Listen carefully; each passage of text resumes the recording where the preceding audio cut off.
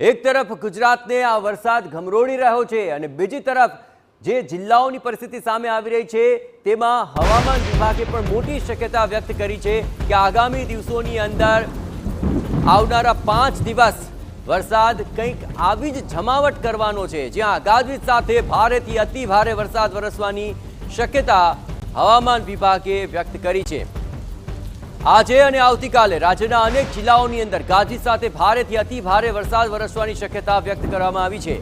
બીજી તરફ 5 અને 6 જુલાઈના રોજ લગભગ તમામ જિલ્લામાં ગાજવીજ સાથે વરસાદ ખાબકે તેવી શક્યતા સેવાઈ રહી છે, તો 7 જુલાઈના રોજ પણ વરસાદી માહોલ યથાવત રહે તેવી આગાહી હવામાન વિભાગે વ્યક્ત કરી છે।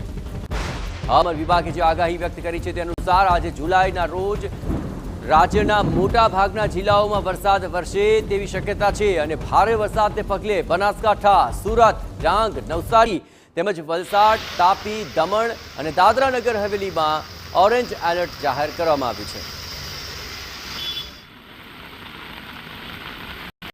Day 2 के लिए जो डिस्ट्रिक्ट हैं जहां पर वेरी हेवी रेनफॉल की वार्निंग है वो डिस्ट्रिक्ट हैं बनासकांठा, सूरत, डांग, नवसारी, वलसाड़, तापी, दमन, दादरा नगर हवेली और साथ में ऑरेंज अलर्ट जारी है। और इसके अलावा जो डिस्ट्रिक्ट है गुजरात रीजन के वो सारे डिस्ट्रिक्ट कवर हैं जहां पर हैवी रेनफॉल की वार्निंग है और साथ में येलो अलर्ट जारी है।